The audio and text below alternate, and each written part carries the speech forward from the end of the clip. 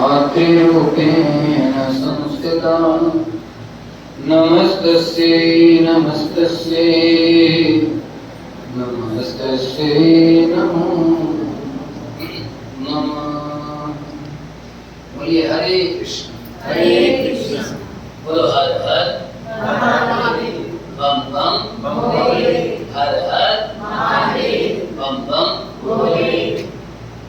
तो आप सभी ने हमारा स्वागत किया, तो हम आपका स्वागत करते हैं।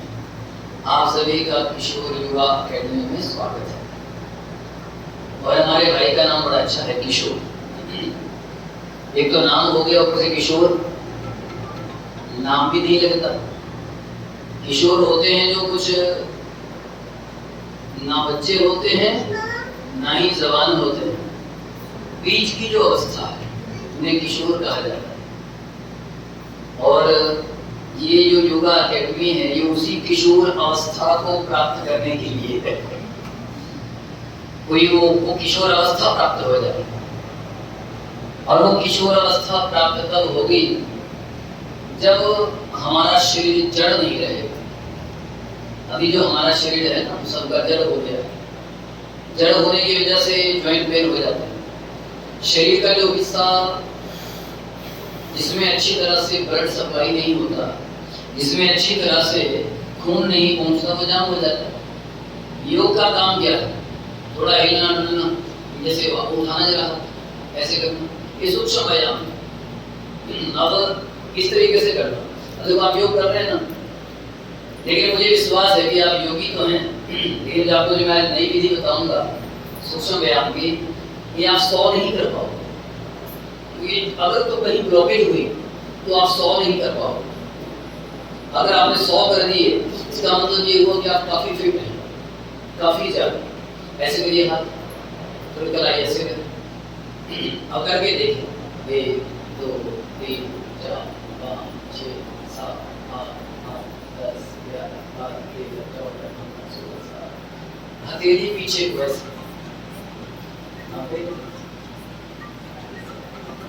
पूरा जैसे लड्डू बना रहे, हथेली ऐसे ऊपर को मुड़ी, बाजू सीधी हथेली, पूरी आग निकलेगी यहाँ से, नहीं कर पाओगे। आग निकलेगी। अगर आग निकल रही है इसका मतलब ये होगा कि आपकी बॉडी को बहुत ज्यादा जरूरत है।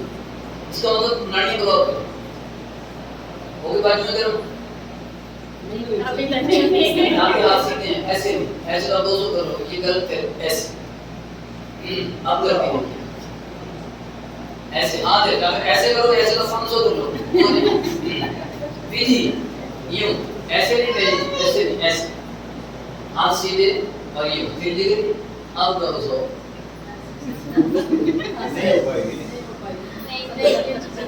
नहीं हो रहा है मतलब अगर गर्मी, अब इसका मतलब फिट है, ये चीज दर्द हो गया हाँ, इसका मतलब ये हुआ अंदर ब्लॉकेज शुरू हो चुकी है। ये निशानियां हैं। अगर आप 100 कर गए और आपको दर्दें या इतनी ज्यादा महसूस नहीं हुई, इसका मतलब ये हुआ कि आपका सारे ऑर्गन लगभग ओके। तो योग का अर्थ है कि हमें किशोर अवस्था तक पहुंचना है। किस अवस्था तक? आज का टॉपिक ही किशोर तक रहेगा। किस अवस्था को प्राप्त करना? किशोर अवस्था जिंदगी के वो गोल्डन मोमेंट हैं जिन्हें पाने के लिए दुनिया तरसती है साहब। हाँ, दुनिया तरसती है। इसलिए ये जो योग है, और मैं आपसे 2 बातें और बोलूंगा। आसन करना महत्वपूर्ण नहीं है, बड़े ध्यान से सुनो। आसन ज्यादा करना महत्वपूर्ण नहीं है, आसन सही ढंग से करना महत्वपूर्ण है। आई बात समझ? सही ढंग से करोगे तो लाभ पाओगे। अगर गलत ढंग से कर लिया, आपका मनुष्य जड़ है, सुबह सुबह हालत खराब है, चक्कर में, और आपने सूक्ष्म व्यायाम नहीं किए, होते हिलेंगे डुलेंगे नहीं, सीधा योग लग गए, करने का झटका लगे। नतीजा ये कि बाद में फिर और जी करते तो थे पर अब हालत खराब। तो आसन में ठहरना जरूरी है, आसन करना जरूरी नहीं, आसन में ठहरना और उसकी पोजीशन को सही करना जरूरी है। ठीक है, अब ये ऐसे हो गया, आप ऐसे के नीचे बोला, अभी तो पूरी चेकिंग करनी ना बॉडी, किशोर बने कि नहीं बने, ऐसे करी 1 2 फिर वही 100 करते जाइए, गिनते जाइए 10 11 12 13 14 15 16 17 18 19, आप पीछे को बिल्कुल इस 100 तक बराबर और ऐसे, हाँ बिल्कुल। अब गई नहीं, जिसकी बॉडी जिसका हार्ट ब्लॉक होने वाला वो नहीं कर पाएगा, उसे आग निकलेगी, बहुत बुरा हाल हो जाएगा, इसका मतलब उसे ज्यादा जरूरत है। और जिसका ठीक है मतलब वो बिल्कुल ओके है, वो तो है ही ओके। देखो करके देखो, नहीं हाथ ऐसे रखो,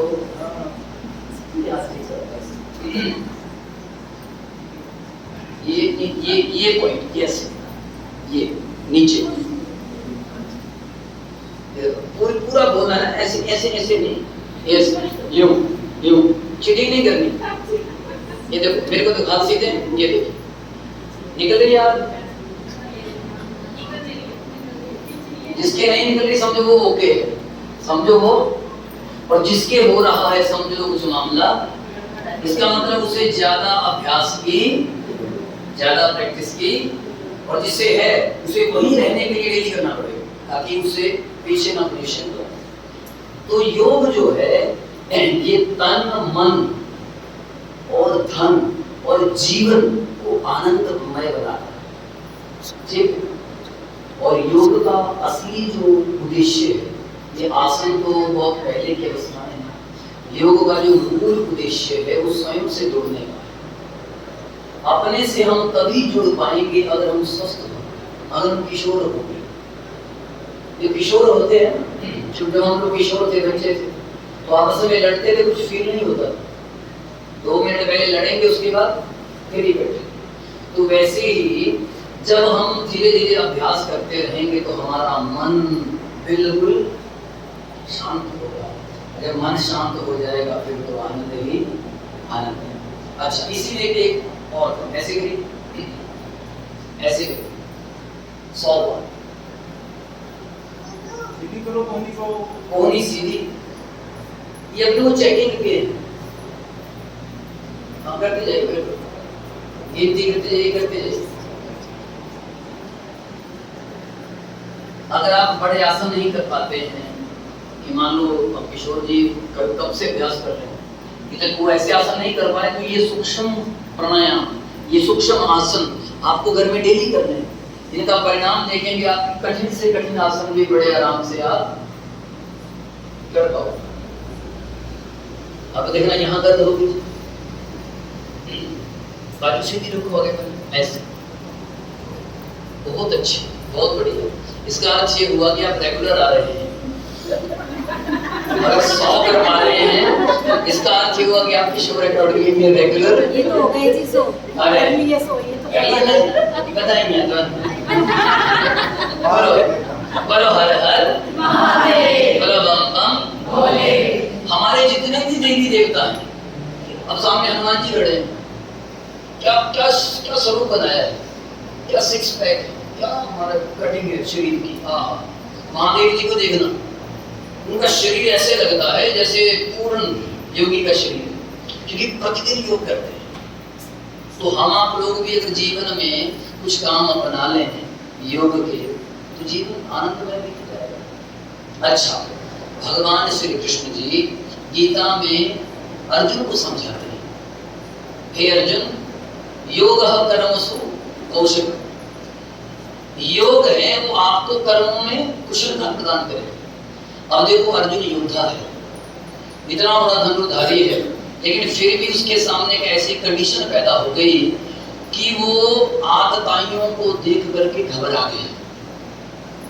अरे मेरे चाचा है, मेरा ताऊ है, मेरा मामा है, मेरे जाने पहचाने लोग हैं, मैं इनके सामने कैसे युद्ध करूं? अच्छा, इनको मारूं कैसे? बड़े ध्यान से सुनना, अब हम आपकी लड़ाई किससे? परेशान कौन करता है? नजदीक वाला, पड़ोसी कर रहा है। तो यहाँ पर जो योग का महत्व बताया गया कि अपने लेवल को इतना बढ़ा कि ये जो तेरे जानने पहचानने वाले हैं, वास्तव में तेरा भूतकाल क्या था, तेरे साथ हुआ क्या, भविष्य में जाना कहाँ है, और तो मुझे देख कि मैं हूँ कौन, तुझे समझाने वाला कौन है। फिर वो उसको दिव्य चक्षु प्रदान करते हैं। दिव्य चक्षु समझते हैं? योग की आंख। कौन सी आंख? योग की आंख। ये दिव्य चक्षु सबके पास, लेकिन इसे प्रैक्टिस के माध्यम से ही जाना जा सकता है। तो अर्जुन को वहां पर 18 अध्यायों की प्रैक्टिस करवाई गई। सुनता है, समझता है, और उसके बाद एक निश्चिंत हो गया कि संसार में जो कुछ कर रहे हैं, एवरीथिंग, कुछ भी हो रहा है, वो करने वाले कौन है? भगवान। कि देख, ये तू नहीं मारेगा तब भी मरेगा, और ऐसा नहीं कि तू नहीं मरेगा, तू भी जाएगा, लेकिन तेरा एक उद्देश्य है जिसके लिए तेरा जन्म हुआ। उस उद्देश्य को जब तक तुम समझोगे नहीं, तब तक तुम संसार में महान नहीं बन सकते। तो ये जो योग है, इसका उद्देश्य यही है कि हम अपने आप को समझे कि हम हैं कौन है, किस लिए आए हैं। अब देखिए, मैं डेली प्रैक्टिस करता हूँ। सुबह 4 बजे उठना होता है, और फिर हमने गौ माता रखी हुई है, गौ माता की सेवा करनी होती है, और जब यहाँ होते हैं तो वहाँ पे योग करना होता है, अभ्यास करना होता है, और उसके साथ साथ फिर कोई नया विचार डेली पढ़ना ही पढ़ना है। उस नए विचार को फिर व्यासपीठ पर बैठकर लोगों को प्रदान करना है। अभी मैं दिल्ली कथा करके आया। कोई है आप में से जो हमें देखता हो यूट्यूब पर या फेसबुक पर? अजय देवी जी हैं, भाई साहब हैं, स्पेशल मिलने आए हैं। नाम सुना है आप लोगों ने हमारा? क्या नाम है? जगमोहन। क्या नाम है? जगमोहन। बोलो हर हर, बोलो बम बम। यार, हर महादेव इसलिए मुझसे निकला कि श्रावण के महीने में 6 कथाएं कर चुका हूं, और अभी भी शिव कथाएं चल रही है, और जीवन की 338वीं कथा चल रही है, और 24 जनवरी 2024 तक वो। बोलो हर हर बम बम। यानी हम 5:30 बजे तो फ्री हुए, वहां से तुरंत फिर यहाँ पहुंचे हैं। बोलो हर हर। चलो, वो नहीं, मैं ये कहना चाहता हूँ कि फिर भी हमारी जो बैटरी है ना, डिस्चार्ज नहीं होती। सुबह 4 बजे उठना, रात को 10-11 बजे सोना, ये डेली का नियम है, लेकिन फिर भी हम बिल्कुल एवरेडी रहते हैं। जबकि कुछ साल पहले, लगभग 2010-11 में मैं बीमार हो गया था, भयंकर बीमारियों से पीड़ित हो गया था। कारण ये था कि बस सुनते थे, करते नहीं थे। योग जो करेगा सो पाएगा, सीधा सिद्धांत। और योगासन का, योग का फायदा एक दिन के लिए नहीं मिलता। आज करोगे वो सदा के लिए है। योग का फायदा एक दिन के लिए नहीं, आज करोगे सदा के लिए रहेगा। और जब फिर बीमारी के बाद पता चला, तो धीरे धीरे हमने अपने शरीर को दोबारा साधना शुरू की। थकावट बहुत होती थी, पौड़ियां सीढ़ियां चढ़नी कठिन हो जाती थी, लेकिन आज हम 500-580 टप्पा करते हैं, नॉर्मल वैसे ही हंसते खेलते के लोग 400 कर लेते हैं। जब इस स्टार्टिंग जब की थी तो 15 दिन भी थी। एक अंग्रेजी की कहावत है, प्रैक्टिस। हाँ, अंग्रेजी आती ना हमको, मुझे नहीं आती। अभ्यास ही व्यक्ति को बिल्कुल सुदृढ़ और सुयोग्य बनाता है। अभ्यास नहीं करोगे तो कुछ भी होने वाला। अर्जुन 6ठे अध्याय में भगवान को बोलता है कि महाराज, आपने जो भी समझाया मुझे कुछ समझ नहीं आया। आत्मा, परमात्मा, इधर चाचे को मारने को बोल रहे हो, उधर बोल रहे हो, दुनिया ऐसी है, पागल कर दिया आपने। भाई साहब बंद करो प्लीज, कीप क्वाइट, ऐसे बोलते, प्लीज बंद करो, मुझे समझ नहीं आ रहा है। कभी बोलते मन को वश में करो, कभी बोलते योद्धा बन जाओ, कभी बोलते तुम अजर अमर हो, कभी बोलते हो मार दो। सच क्या है? 6वें अध्याय तक अर्जुन बिल्कुल परेशान हो गया, और भगवान को इतनी बड़ी बात बोल बैठा कि चंचल मही मना कृष्णा परमार्थी परभद्र तस्याम निद्रम मने वायु सुदुष्कर। 6ठे अध्याय का नाम है आत्म संयम योग। क्या नाम है? कि आत्मा के अपने ऊपर कंट्रोल कैसे किया जाए। अगर आपने सच में अपने ऊपर कंट्रोल पाना है तो गीता के 6ठे अध्याय का संस्कृत में ना हो सके तो हिंदी में पढ़ो। गीता में से बहुत छोटी पुस्तक लेकर आओ, नहीं होगी तो हम ही बांट देंगे, हम तो बांटते रहते हैं, ठीक है। और उसका 6ठा अध्याय हिंदी में पढ़ो, बच्चों को पढ़ाओ। जब आप कम से कम उस अध्याय को 50 बार रिपीट करो, फिर आप पाओगे कि सच में आत्म संयम हो गया। मैंने कम से कम 200 बार रिपीट किया, समझ में आएगा। तो वहां पर भगवान जी अर्जुन को इतना प्यार से समझा रहे हैं हे अर्जुन परेशान मत हो भाई, अभ्यासेन तु कौन्तेय ज्ञान वैराग्येन च विद्यते। हे कुंती पुत्र, अभ्यास कर, अभ्यास करने से ही तू सुयोग्य बनेगा, बातें करने से कुछ होने वाला नहीं है। अभ्यास करो और नियमित करो। योग का असली पता, आप जब घर से आए तो अपना एक डायरी मेंटेन करें। मैं रोज डायरी लिखता हूँ, आज भी लिखता हूँ। मैंने 5 की डायरी कर दी, हर साल की मैं डायरी लिखता हूँ। गीता दैनंदिनी, उस डायरी को लेकर ये गीता के ऊपर लिखी भी होती है, संस्कृत भी पढ़ ली, हिंदी भी पढ़ी, नीचे अपना अनुभव भी लिख लिया। आज मैंने एकेडमी ज्वाइन की और मुझे ये समस्या थी। याद रखना, जब आप लगातार 6 महीने तक वो अभ्यास करोगे, 6ठे महीने में जाकर आपको योग का परिणाम दिखना शुरू होगा और वो स्थायी होगा, वो एक दिन का नहीं होगा। कम से कम आपको 6 महीने तो उस अभ्यास को देने ही। ऐसा नहीं होगा कि आपने एक दिन कर लिया, दूसरे दिन छुट्टी, तीसरे दिन फिर कर लिया, चौथे दिन फिर छुट्टी, फिर अगला बहाना आ गया, ये आ गया। आप कहीं भी रहें, मान लो कहीं किसी कारणवश आ नहीं पाए, उस अभ्यास को नियमित समय पर घर में भी जारी रखें, लाभ तभी ही मिलेगा। भगवान ने कह दिया, अर्जुन 6ठे अध्याय में कह दिया अभ्यास कर। तुमने क्या अभ्यास करो कि अपने को जानने लगी। कैसे जानो? ले लंबा सांस, 2 जरा लंबा सांस। ये हो गया प्राण। ये प्राण सांस क्या है? प्राण। आयाम क्या? विस्तार। आयाम क्या है? विस्तार। अब जो शिव पुराण में प्राणायाम बताया है मैं वो आपको बताता हूँ, जिसे सगर्भ और अगर्भ कहते हैं। मैंने जब शिव पुराण के वो अंतिम कुछ अध्याय पढ़े, उसके बीच में गौरा जी ने कहा कि अभ्यास करने के लिए करें तो क्या करें, तो उसमें सगर्भ प्राणायाम करवाया। और सगर्भ प्राणायाम सभी करते हैं, नाम ही नया है, गुरु हर हर, गुरु बम बम। अब यह समझना बात, जब आपने सांस लेना है, सांस लेने की प्रक्रिया ऐसी होनी चाहिए कि खुद को भी पता ना चले। आई बात समझ? आज मैं कुछ आपके साथ योग अभ्यास भी करूंगा, ठीक, 1-2 आसन आपके साथ करें, लेकिन सांसों के साथ करें। मैंने आपसे आते ही निवेदन किया था, ज्यादा आसन करने जरूरी नहीं है। सही तरीके से पूरे 1 घंटे में बेशक 4 ही आसन करो, उससे आपको ज्यादा स्थिर लाभ मिलेगा। और जब आप परफेक्ट हो जाएं, फिर आप कुछ भी करें। हाँ, अभी जो आसन बनाए गए हैं ना, बिल्कुल पूर्ण स्थितियां, वो पूर्ण योगियों ने बनाई है। किसने बनाई? पूर्ण योगियों ने। अब पूर्ण योगी ने तो सूर्य नमस्कार को सामने लगा ना, सूर्य नमस्कार के वो जो आसन लगे, ये पूर्ण योगी शरीर के। अगर हम सोचेंगे कि पहले दिन आके हमारे से हो ही रहा है, फिर तो कुछ होगा नहीं। आप जब पूर्ण योगी बन जाएंगे, फिर आप जल्दी करो, धीरे करो। बाबा जी को देखते हैं, 60 साल की उम्र में, 25 साल के जवान थे, और कब? जब उन्होंने अपने शरीर की उतनी प्रैक्टिस कर ली। अब हम पहले दिन उतनी प्रैक्टिस करेंगे तो अंग अंग दुख जाएंगे। दूसरे दिन क्या है, क्या तूने जाना है?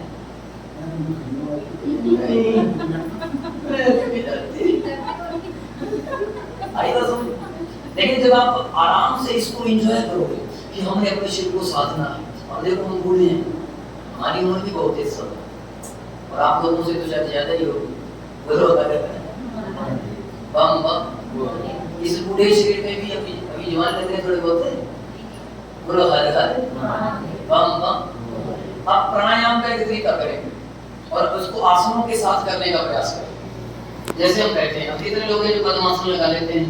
भाई साहब ने तो अर्ध पद्मासन लगाया है, पूर्ण लगा पाता है कोई? आप लगा लेते हैं क्या? अरे सुरेश कैसे? ठीक है, बैठिए। अच्छा, ठीक है, लगाना दे। ये देखो बड़ा आसान, आगे से कभी लगा लो। अर्ध तो लगा लीजिए, पूर्ण लग जाए तो क्या है? अर्ध तो लगी गया, अर्ध तो आसान ही है। पूर्ण देखो कितना आसान है। लेकिन प्रैक्टिस का फल, इसका फल प्रैक्टिस। अभ्यास करोगे तो सब कुछ होगा बिना। हाँ, एक आयुर्वेद का वचन सुनाता हूँ, अनाभ्यासे विषम विद्या। अगर विद्या का अभ्यास नहीं है तो वो जहर है। जैसे मैं कथाएं करता हूँ, अगर मुझे बोलने का अभ्यास ना हो, अभी दिल्ली कथा करके आए, दिल्ली के मंत्री संत्री सब बैठते थे और कम से कम 10-15 तो ब्राह्मण बैठते थे, वो बड़े बड़े टीके लगाते थे। अगर हमें बोलने का शास्त्र का अभ्यास ना होता, उनके मन में पहले तो ये विचार है कि हिमाचल से एक लड़का जैसा आ रहा है वो कथा क्या करेगा, और वहां जो बैठे थे इतने बड़े पेट वाले, इसका तो पेट ही नहीं है, मेरे जैसे उसमें 4 निकल जाए।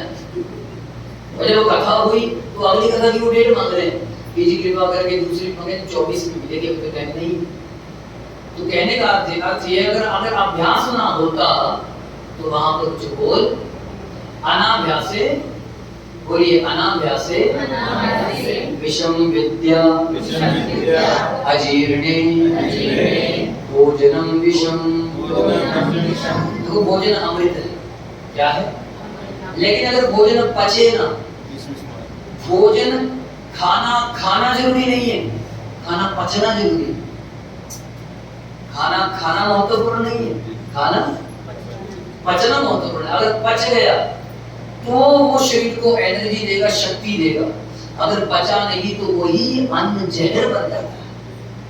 क्या बन जाता है? बनाना क्या था? अमृत। बना क्या? क्यों? क्योंकि अभ्यास नहीं था।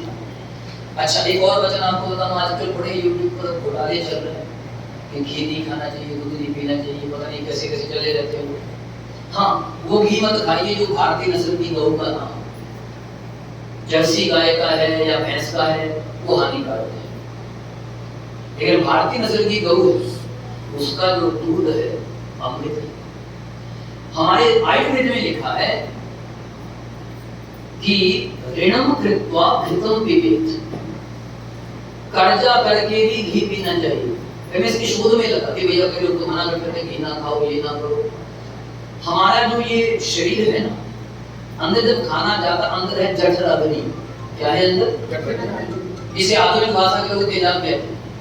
अंदर जठराग्नि है। अच्छा, एक बात मुझे बताना, मैं आपसे पूछना चाहूंगा,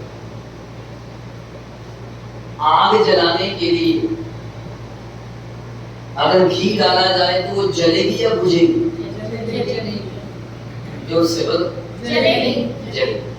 अगर घी में शक्कर मिलाकर डाली जाए तो वो जलेगी कि बुझेगी? जलेगी। पक्का? तो इसलिए हमारे जो बुजुर्ग थे, हमारे आज भी गांव में सिद्धांत है, कोई भी आता है उसे खाने से पहले क्या देते हैं? घी शक्कर। तो हम पूछते थे दादी से, वो तो बिना घी शक्कर से हमें कोई रोटी खाने नहीं देते थे। मैं कहा दादी ये क्यों कि तू खा, बैठ, घर का घी होता था, गौड़ी होती थी, घी शक्कर खाते थे। तो घी शक्कर, ये जो जठराग्नि है, ये घी शक्कर जब अंदर जाता है तो जठराग्नि और प्रदीप्त होती है।